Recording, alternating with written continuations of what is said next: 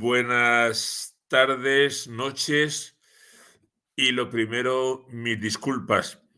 Cuando se hacen las cosas en directo, siempre nos puede pasar que un minuto se nos escape por alguna emergencia de última hora. Mis disculpas y vamos a por ello.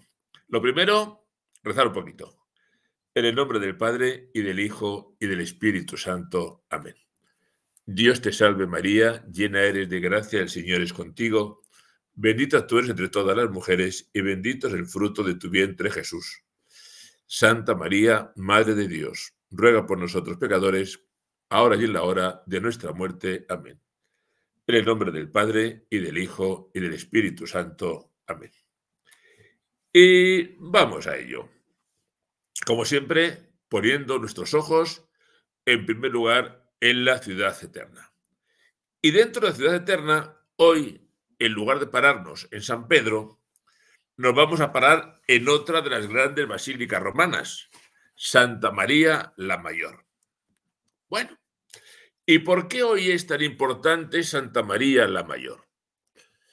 Supongo que ustedes saben que el Papa Francisco ha decidido que el día que fallezca su cuerpo sea sepultado no en San Pedro, sino en la Basílica de Santa María la Mayor, en una pequeña capilla donde él tiene elegido el sitio.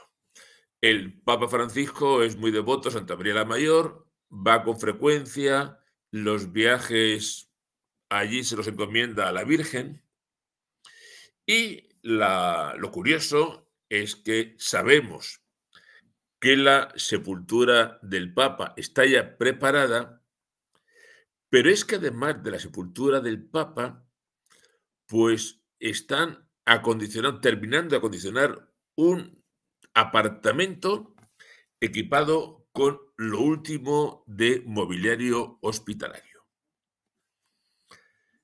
¿Qué es? ¿Pura casualidad? ¿Hay algo que sea realmente preocupante? ¿Qué ocurre? No sabemos. Que al Papa Francisco le gusta Santa María la Mayor, evidentemente lo sabemos todos. Que esté la sepultura preparada, curioso. Que esté un apartamento medicalizado y con todos los instrumentos, curioso. De la tumba no hay nada más que decir, porque cada papa elige donde quiere ser enterrado y punto y final. Que con la edad que tiene Francisco, pues lo de la sepultura lo tengan más que previsto, pues también se entiende. Francisco en algún momento sí dijo que si él no se encontrara en condiciones de continuar, podría presentar su dimisión. Bueno, algunos dicen lo de siempre, que bueno, que es lo normal, pero hay gente a la que esto le resulta preocupante. ¿Habrá algo grave en el horizonte?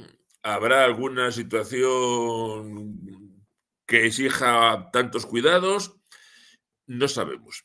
Pero sí les cuento, esto se hizo eco de la noticia espécula de Roma, pero sí les cuento que Santa María la Mayor están terminando obras, un apartamento muy medicalizado y la sepultura prevista. ¿Una medida prudencial o hay algo más? Yo, como lo cuentan los medios y como recoge Espécola de Roma, se lo digo para que estén, como se suele decir, con la mosca tras la oreja a ver qué puede pasar. Bueno, vamos a dar otro paso, porque tenemos publicado el Instrumentum Laboris para la segunda sesión del sínodo de los sínodos de la sinodalidad, prevista para el mes de octubre del año 2024. Instrumentum Laboris, es decir, instrumento de trabajo. El sínodo, desde que se convocó, tuvo una fase diocesana entre octubre del 21 y agosto del 22, en la que los fieles cristianos hicieron todas sus aportaciones, también les decimos nosotros, aunque me temo que nos han hecho poco caso. Hubo una fase continental, hubo un primer una primera asamblea sinodal en octubre del 23 y después de aquello se han recogido más aportaciones y más sugerencias hasta que tenemos el Instrumentum Laboris. Porque claro, lo que no puede ser es que se nos vaya la gente al sínodo. Bueno, ¿y ahora de qué hablamos? No. Hay que tener un instrumento de trabajo para ver eso que ocurre. En el Instrumentum Laboris, pues hay tres partes. Una primera parte que van a hablar sobre las relaciones con Dios entre el hermano y entre las iglesias, cómo ser comunidad, bien.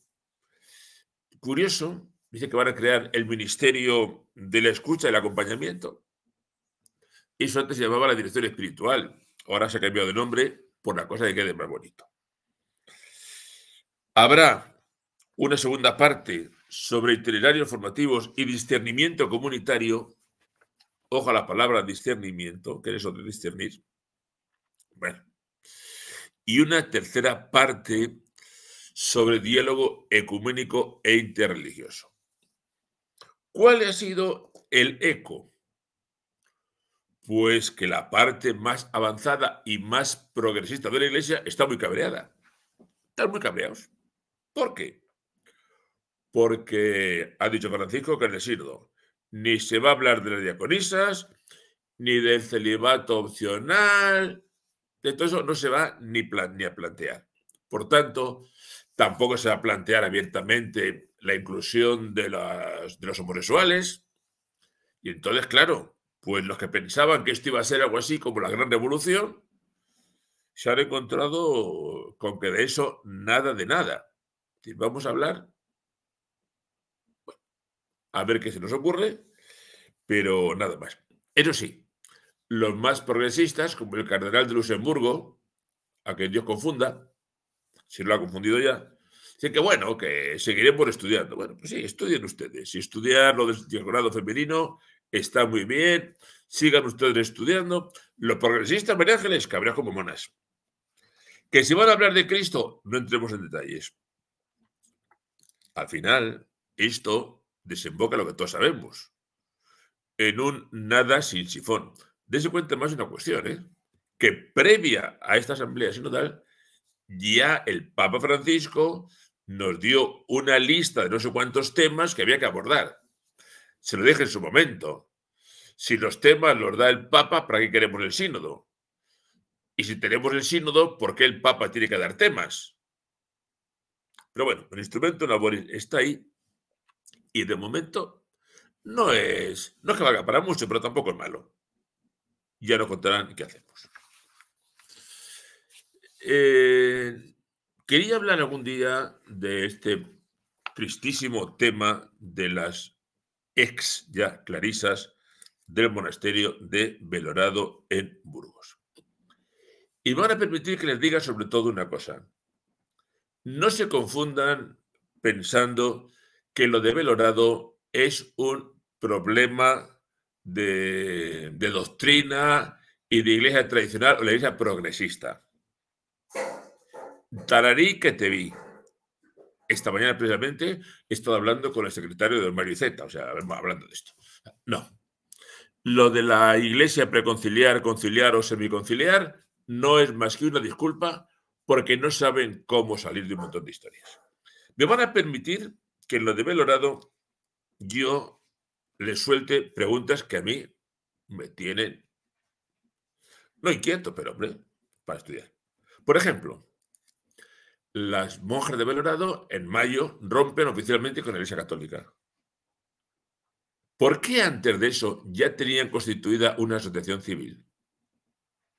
¿A cuento de qué venía? ¿Para qué lo necesitaban? Y un monasterio en el que están viviendo 15 religiosas, 15 monjas, ¿para qué necesita un segundo monasterio o un tercer monasterio? Si son 15. Si fuera Jesu Comunio, que son 200, pero si son 15. ¿Y 2 monasterios para qué? ¿Y ustedes explican cómo han caído en manos de un obispo loco y de un cura barman? Me hago otra pregunta. ¿Quién atiende ahora espiritualmente a la comunidad? porque los capellanes no, el obispo loco tampoco, que llevan un mes en sacramento sin oración. ¿Esto qué es? Y económicamente, una comunidad de monjas no tiene las cuentas bancarias ni 6.000 euros. ¿Dónde está el dinero? Y las facturas que están apareciendo, porque doña Laura, la que fue abadesa, no da prenda del tema económico, no da cuenta, no da nada, simplemente le hace llegar al obispo facturas. De la abadesa, Sor Isabel no, doña Laura. Llegan facturas, y por lo que nos cuentan, de jamones, de ordenadores, de edredones, de sábanas de seda, bueno, locas del todo. ¿Y los ingresos de estas señoras dónde van? Porque dice don Mario Zeta que le llegan facturas, pero los ingresos no están en las cuentas que él administra como administrador puesto por el Vaticano. Y estas señoras se dan cuenta ahora que desde el año 1958 no tenemos ni papa, ni obispo, ni curas. ¿Se llevan 70 años viviendo la mentira? ¿Ya? Si no le conocen la iglesia, pues que se vayan. Si en un convento hay una hermana que dice yo no quiero seguir siendo monja, pues no se queda en la habitación, se marcha a su casa, como se ha hecho toda la vida. Hay un montón de historias. No pueden pretender quedarse por su cara bonita en un monasterio de 6 siglos. Y hay una última pregunta que yo me hago. Porque como aquí hay una serie de compraventas raras, estas hermanas tenían este monasterio más un monasterio en Derio. Y de repente deciden venderlo de Derio para comprar otro en Oñate. ¿Pero qué más da uno que otro? Tampoco esto no manejo que el otro. ¿Qué más da? Encima el de Oñate en peor estado. Y como la venta no termina de funcionar, llega el obispo loco, el obispo excomulgado, y dice: tengo un benefactor secreto que está dispuesto a comprar con su dinero el monasterio de Oñate y luego dárselo a las monjas. Perdón, ¿a las monjas o a la asociación civil que han hecho las monjas para quedarse ya con ello? En fin, aquí hay un problema de líos, de cuentas y de personalismos de la ex abadesa que quería ser papisa para todas las cosas y que no me le habían dicho que no. Y al final, como no saben cómo salir de este embrollo, alguien le dijo: ustedes dejan la Iglesia Católica, ya no se someten al derecho canónico y son ustedes mismas. Pero eso legalmente tampoco funciona. Es decir, es un lío que ha montado la señora esa y miren ustedes, no tienen más que una solución. Y es: apliques el derecho, declaren que esas monjas son realmente ocupas y que las eche la Guardia Civil. Pero esto es Belorado. Y si alguien todavía se piensa que el problema de Belorado es que la iglesia de Francisco se está desviando de Jesucristo, es un ingenuo. Eso es la disculpa. El problema es más gordo y más serio. ¿Quién las echa? Pues con una sentencia judicial la Guardia Civil. Pues esto algún día llegará. Esto es Belorado. Un culebrón. Pero por favor, que nadie les cuente la historia de que son las pobres monjitas que sienten que la iglesia se ha apartado de su legítima función. Mentira. Es todo una historia. Y ojalá pronto la pongan en la calle. Bueno, un pasito más. Beatificación de la reina Isabel la Católica. Reina de España, unificadora de España, que muere el año 1504. Y cuyo proceso de beatificación lleva años, a veces se para, a veces lo relanzan, pero el proceso de beatificación está ahí. La reina Isabel es una reina muy poco comprendida por mucha gente que quizá se ha dejado llevar por la leyenda negra que franceses y británicos inventaron contra España. La reina Isabel, era una mujer de una profunda vida personal. Y los documentos de la época hablan de una mujer de fe, de compromiso con Dios preocupada por la Iglesia, austera y una gran defensora de los derechos humanos. Yo creo que ustedes que me escuchan son gente sensata y no se dejan engañar por la propaganda indigenista, la propaganda de franceses, de británicos, diciendo que es que hay que ver qué horror cuando los españoles llegamos a Hispanoamérica, aquellas naciones, lo que liamos y lo que hicimos y qué malos fuimos. Miren, Cristóbal Colón, que es bueno que sepamos datos, como todos sabemos, llega a América en 1492. El año 1500, 8 años después, la reina Isabel prohíbe expresamente la esclavitud y ordena que ningún español tiene poder contra aquella gente y que nadie se atreviera a hacer lo contrario. La reina Isabel dice desde el principio, la reina Isabel, que hay que tratar a los indios muy bien y con cariño y hacerles ningún daño. Y que lo que tienen que hacer los españoles cuando llegan allí es convivir, intimar y servirse los unos a los otros. Esto 1 año después de llegar Colón. Esto era la reina Isabel.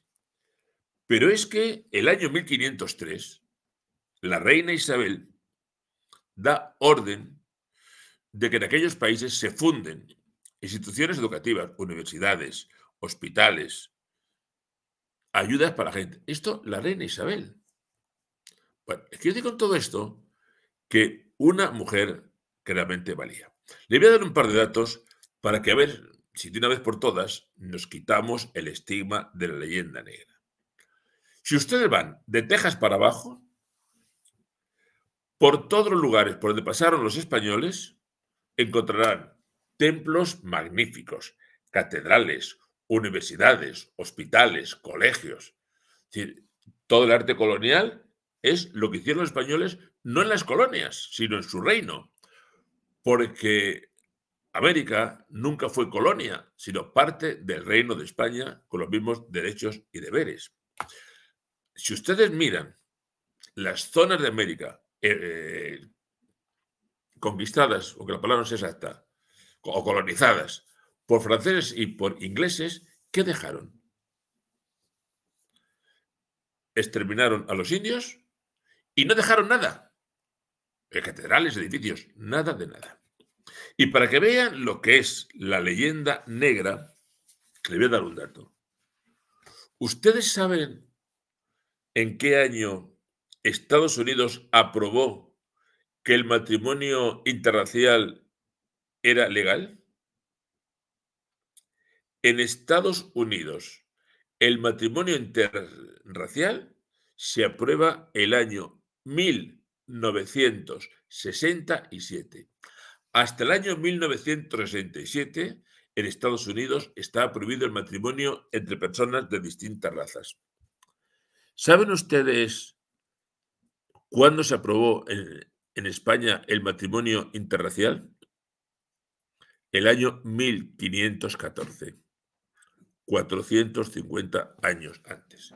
Que una mujer como la reina Isabel, de vida austera, de oración, de entrega y preocupada por sus súbditos, y que tanto defendió a sus súbditos, este proceso de beatificación no es ninguna barbaridad, es algo que parece sensato. Ojalá esto salga para adelante y llegue pronto a buen fin. Seguimos. ¡Ay, Pakistán! Esa idea que tenemos a veces de que hay los musulmanes que buenos son, ¿se acuerdan de la alianza de civilizaciones con Zapatero y tal? ¡Ay, los moritos, los musulmanes, qué buena gente! Pakistán es un país básicamente musulmán y tienen, como una de las leyes, dice que gente que ofenda al Islam o a Mahoma, penas de cárcel de 10 años e incluso cadena perpetua. cualquier persona en Pakistán que se atreva a decir algo no políticamente correcto de Mahoma o su familia, se juega incluso hasta la pena de muerte. Y ahora me hablan ustedes de libertades y de libertad religiosa en países islámicos. Pero es que además ocurre algo, y es que la ley anti-blasfemia tiene tal fuerza que en cuanto dos personas mantienen una discusión, una dice a la otra: oye, que te acuso de faltar al respeto al profeta. ¿Qué significa eso? Pues que si un vecino, un amigo, un conocido, quien sea, te acusa de faltar al respeto al profeta, pues eres culpable, hasta que tú demuestres que eres inocente. Con lo cual, la prueba se invierte. Pues esto es. Pakistán fue el país donde se dio el caso, se recuerda, de Asia Bibi. ¿Se acuerdan? ¿Les suena el nombre? Que fue condenada, ay, perdón, el monasterio, no es Oñate, es Orduña. Alfonso, tiene razón. Lo de las monjas, no es Oñate, es Orduña. Me he ido de O a O y de Ñ a Ñ. Mis disculpas, y además os lo agradezco que me lo aclaréis. Bueno, pues Pakistán fue lo de Asia Bibi, que fue condenada a muerte y pasó 10 años en la cárcel porque, no siendo musulmana, bebió en un vaso que era para musulmanes. Esto es Palestina, pero es un caso más, ¿eh? Es un caso más para que nos demos cuenta cómo se la gastan nuestros hermanos musulmanes. Simplemente que nos demos cuenta con quién, como solemos decir, con quién nos jugamos los cuartos. Nos vamos a marchar a Covadonga. Les habrá llegado este comunicado. En Covadonga, desde hace algunos años, a final de julio, se está llevando a cabo una peregrinación. Este año es ya la cuarta peregrinación, gente que hace 100 kilómetros andando desde Oviedo hasta Covadonga. Este año del 27 al 29 de julio, y que es una peregrinación tradicional, como se hace en Chartres en Francia o como se hace también en Argentina. Bueno, la peregrinación de Chartres, que ya me hice eco en su momento, más de 18.000 personas, una misa tradicional que el último día celebró el cardenal Miller. Bueno, pues en España, el año pasado, a Covadonga fueron 1.200 peregrinos, que en 3 días caminaron 100 kilómetros. Muchos jóvenes, familias con niños, sacerdotes, religiosos, seminaristas. Esta gente cada día celebra en el campamento la misa, cada sacerdote, por supuesto, por el modo extraordinario. Y el año pasado, pues terminaron la peregrinación con una misa tradicional en Covadonga. El año pasado, porque este año, ahí tiene el comunicado, desde Roma han dicho que no puede ser. Prohíben de Roma que se celebre la misa tradicional. El motivo, Teodora, es muy sencillo. Porque se están dando cuenta que los jóvenes, muy desencantados de la iglesia que vivimos, se están volcando con la iglesia tradicional y con la misa tradicional, pero por momentos. Y la misa tradicional se está llenando de jóvenes. Y no sé, si tienen miedo a que la gente joven descubra que la misa tradicional tiene unos enormes valores. Y debe ser algo de eso.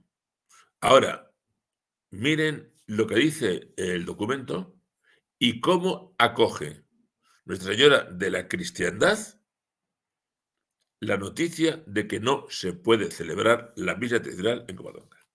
Dice lo siguiente: la prohibición de la misa no debe ser motivo para la tristeza, sino que debe alentarnos en la perseverancia en el amor y la devoción que profesamos por el santo sacrificio del altar, en el seno de la Santa Madre Iglesia. Por lo cual, las 3 jornadas de peregrinación serán, en cualquier caso, días de mucha alegría y profunda fe. Pues miren, simplemente, ole. A mí me da mucha pena, porque, hombre, estamos todos hartos de ver hasta la Pachamama en el Vaticano. Y parece que nos tenemos que acostumbrar. Y gente que celebra misa con devoción, por el modo tradicional y tal, que les digan que no puede ser, no se entiende. Yo tengo que decirles que personalmente me ha sentado muy mal y que lo estoy llevando muy mal. Pero bueno, esto es lo que tenemos. Me parece que tristísimo, porque además San Pío V en la bula en la que promulga el misal dice que esto no lo puede tocar nadie. Y me parece tristísimo porque la Constitución Sacrosantum Concilio del Vaticano II sobre liturgia dice que todos los ritos existentes en la Iglesia deben ser permitidos y protegidos. ¿Y este por qué no? ¿Por qué tantas dificultades? Y recuerden que aunque han dicho que no hay nada, tenemos el barrunto de más restricciones para la misa tradicional. Bueno, vamos a ver qué ocurre.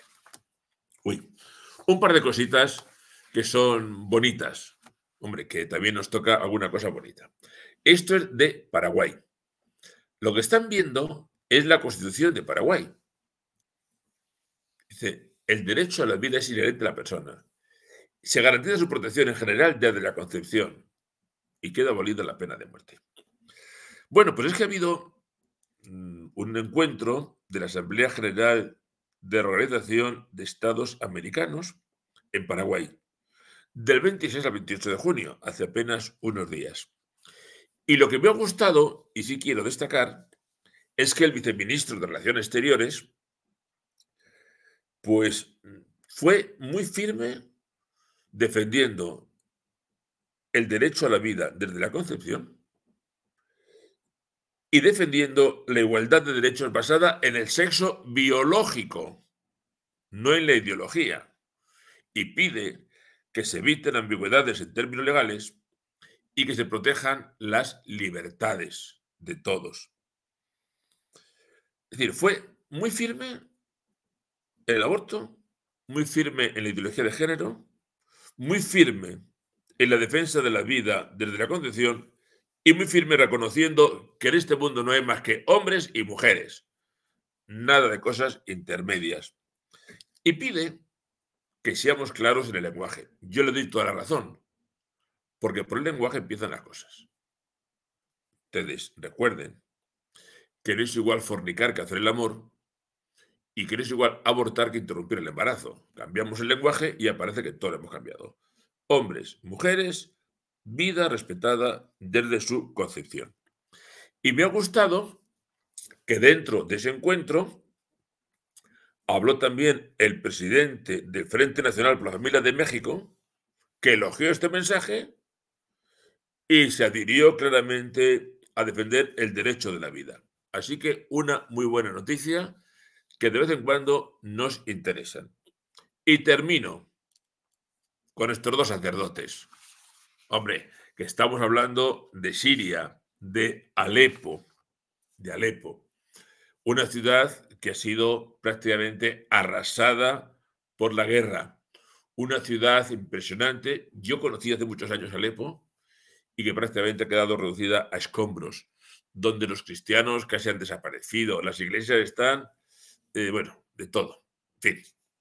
Bueno, pues tenemos dos sacerdotes.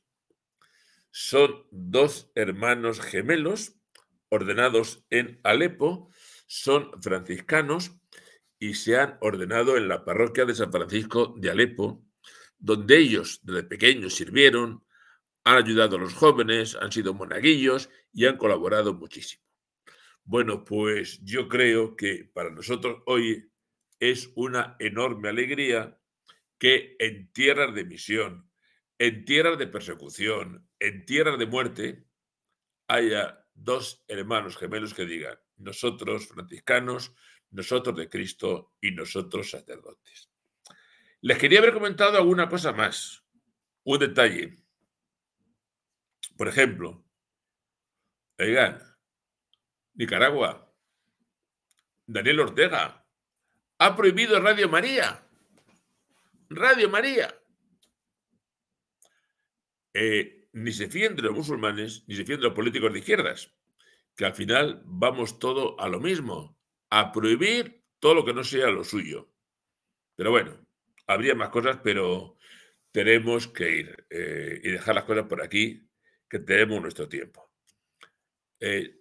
Si puedo, un momento, que hoy sí tengo a Socio por aquí conmigo y por lo menos que salude, que seguiremos hablando de nuestra iglesia, seguiremos hablando de las cosas que nos pasan y seguiremos animándonos en la fidelidad, aunque a veces las dificultades tengamos la impresión de que nos pueden. Ahí tiene a Socio muy viajecito, prácticamente ciego, sordo casi del todo, pero bueno, muy cariñoso y dejándose querer. Nos despedimos recibiendo, como siempre, la bendición de Dios para no pasarnos demasiado de la hora que tenemos establecida. Buenas noches para todos y que la bendición de Dios Todopoderoso, Padre, Hijo y Espíritu Santo, descienda sobre nosotros y nos acompañe siempre. Queridos amigos, buenas noches. ¡Viva Cristo Rey!